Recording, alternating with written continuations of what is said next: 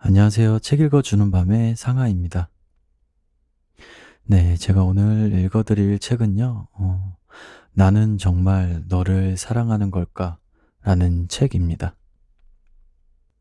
김해남 작가님이 지은 책이고요. 갤리온 출판사에서 나온 책입니다. 어쩌면 당신은 사랑 불능자일지도 모른다. 사랑의 목마른 그러나 사랑이 두려운 사람들을 위한 심리치유 에세이. 네, 심리치유 에세이입니다. 모든 사람들은 외롭다. 그것이 우리의 운명이다. 사랑할 수 없는 사람들은 더욱 외롭다. 그러나 그것들은 그들의 운명이 아니다. 이 책을 통해 사랑에서 가장 중요한 두 가지, 지나간 사랑을 떠나보내는 법과 내가 지금 사랑하고 있는 사람을 믿는 법을 알게 되었다. 사랑에 관한 수많은 의문점들이 속 시원하게 풀렸다. 당신에게 만일 사랑하는 사람이 있다면 이 책을 권하고 싶다. 그를 사랑하는 방법을 알려줄 테니. 조금 더 일찍 읽었더라면 얼마나 좋았을까. 글귀 하나하나가 너무 중요해서 밑줄을 그어가며 읽었다. 우리의 삶이 마냥 행복하지만은 않은 것은 사랑학이라는 필수 과목을 배우지 않았기 때문이다. 이 책은 사랑학에 관한 최고의 입문서이다. 이 책을 읽고 난 뒤 비로소 순조로운 사랑을 하고 있다면 너무 과장일까? 별 5개가 아깝지 않다. 네, 이런 리뷰들이 있었네요. 이런 책입니다. 여기서 제가 읽어드릴 부분은요. 사랑 없이는 정말 살 수 없는 걸까? 예전에 30을 훌쩍 넘긴 후배가 풀이 죽어서 이렇게 말한 적이 있다. 저는 아무래도 결혼할 팔자가 아닌가 봐요. 잠시 머뭇거리다가 나는 그만 사실을 말하고 말았다. 이 사람아, 그래도 사랑을 하고 살아야지. 사랑 그게 얼마나 좋은 건데. 하지만 이것이 내가 말하고 싶은 전부는 아니다. 나는 그때 마치 사랑 지상주의자라도 된 양 사랑하는 사람과 짝을 이루는 행복을 이야기했지만 꼭 사랑이 남들과 같은 모양으로 이루어져야 할 필요는 없지 않은가? 영국의 작가 그레이엄 그린의 1955년작 영화로 만들어져 국내 애수라는 제목으로 소개되기도 했는데 이 소설은 사랑이라는 감정을 다차원적으로 보여주고 있다. 2차 세계대전 중 런던의 소설가 모리스는 고위 관료 헨리의 파티장에서 헨리의 아내 사라를 만나 첫눈에 사랑에 빠진다. 성실하고 아내에게 헌신적이지만 정열이 없는 남자 헨리 옆에서 자신의 열정을 감추고 살아온 사라. 그녀 또한 모리스의 예술가적 기질에 푹 빠진다. 어느 날 둘은 독일군의 공습에도 아랑곳하지 않고 서로 떨어질 줄 모르고 사랑을 나누던 중 공습으로 벽이 무너져 내려 모리스가 아래층으로 떨어지는 사고를 당한다. 순간 사라지는 이 남자가 죽었다고 판단하고 신을 향해 기도한다. 하느님, 이 사람을 살려만 주신다면 무슨 일이든 다 하겠습니다. 살려만 주신다면 저는 영원히 그를 단념하겠습니다. 얼마 뒤 그는 다시 깨어났고 그녀는 정말 다음날 한마디 설명도 없이 그를 떠나간다. 만나지 않아도 사랑은 영원하다는 말을 남기고 그의 입장에서 보면 사라는 아무런 이유 없이 사랑을 하는 자신을 버리고 떠나간 것이다. 하지만 그녀의 입장에서 보면 신과의 약속을 지키기 위해 어쩔 수 없이 그를 떠나간 것이다. 사라는 그 전까지 신을 한 번도 믿어본 적 없지만 나중에 그녀는 인간적인 사랑을 승화시켜 자기 내부의 신성을 발견하고 신을 향한 기도에만 매달리게 된다. 평생 이런저런 남자를 만나 조금씩 사랑을 나누며 근근히 일생을 보낼 수도 있었겠어요. 하지만 얼마 안 가서 우리의 사랑은 모두 끝났고 거기에 당신이 계셨습니다. 우리의 사랑이 끝났을 때 남은 것이라고는 오직 당신뿐이었습니다. 라고 말하면서 이 이야기는 결국 이 이야기는 결국 우리가 이성을 사랑하든지 신을 사랑하든지 그것은 결국 사랑이라는 감정에 뿌리를 두고 있다는 점에서 같은 맥락에 있음을 보여준다. 단지 어떤 모습으로 승화되느냐에 따른 차이, 혹은 그 대상에 따른 차이만 있을 뿐이다.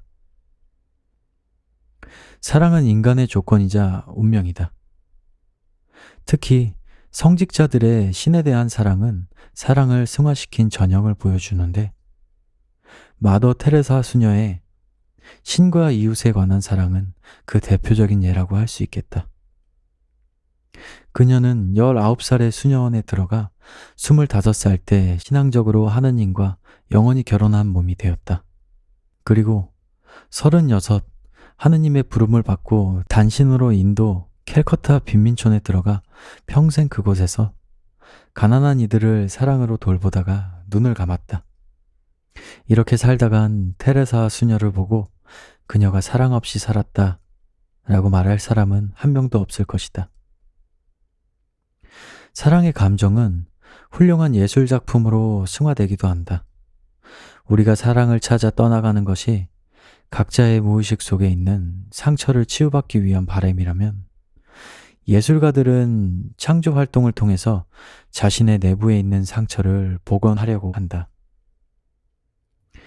그러한 상처의 복원을 위해서 새로운 현실을 창조하고, 이것이 바로 예술작품으로 나타나는 것이다.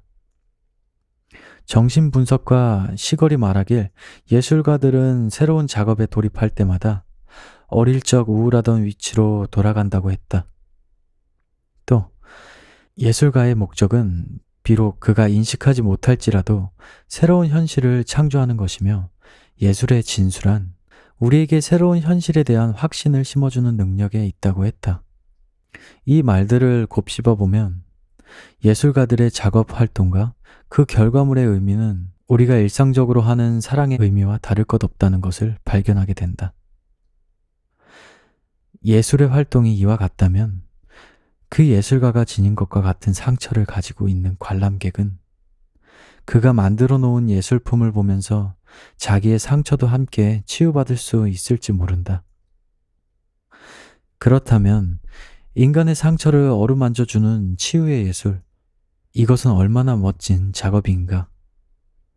영화감독 엘프리드 히치콕은 어렸을 때 혼자 버스를 타고 런던 거리를 이리저리 돌아다닌 것을 좋아했다.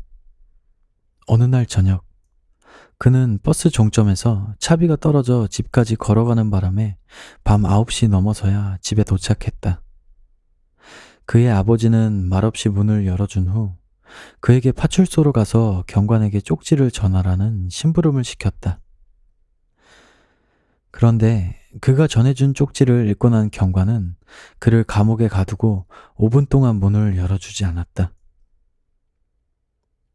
못된 아이는 이렇게 벌을 받지 라고 말하면서, 6살 때 이런 충격적인 일을 겪은 히치콕은 6살 때 이런 충격적인 일을 겪은 히치콕은 자신이 만든 영화 곳곳에 감옥에 갇힌 것에 대한 두려움과 법적 권위자에 대한 두려움을 드러냈다.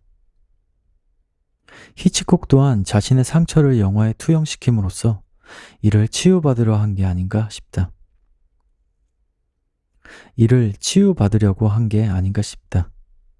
왜냐하면 영화 또한 하나의 예술작품이며 그것을 창조하는 감독은 다른 예술가들이 그러하듯 그것을 통해 자기 내부에 있는 상처를 복원하려고 하기 때문이다. 팀 버턴 감독 또한 자신의 상처를 스크린에 옮겨놓음으로써 그것을 치유하고 복원시키려고 했다. 특히 그의 영화 가위손의 에드워드 팀 버튼의 모습과 유사한 면이 많았다. 그는 어린 시절 늘 외롭고 우울함에 차 있었다. 그런데 가위손 에드워드도 성 안에 갇혀서 외롭고 우울한 날들을 보냈다. 에드워드는 그 속에서 느끼는 절망과 좌절, 분노를 얼음과 나무를 조각하면서 분출하는데 그 분노는 아름다운 조각 작품으로 승화한다. 그것은 팀 버턴 자신이 공을 들여 영화를 만들어내는 모습과도 많이 닮아 있다. 사람은 사랑이 있어야만 제대로 태어나고 자랄 수 있는 운명을 지녔다. 그리고 사랑은 인간을 동물과 구분지어주는 중요한 요소들 중 하나다. 그래서 세상의 모든 사람들은 사랑을 하며 살아간다. 그것이 남자든 여자든 가족이든 혹은 그보다 더 훨씬 많은 사람이든 아니면 예술이나 자신이 하고 있던 일이든 결국 어떤 형태로든 모두 사랑을 하며 사는 것이다. 네. 그리고 괜찮은 부분이 있는데요. 사랑 없이는 단 하루도 견디지 못하는 당신에게 라는 것도 재밌었고요. 그래도 의심이 풀리지 않는다면 문제는 당신에게 있다. 라는 부분도 제가 좀 인상 깊게 읽었습니다. 많은 생각을 하게 되는 그런 책인 것 같습니다. 네, 저는 또 다음번에 좋은 책으로 찾아오겠습니다. 감사합니다.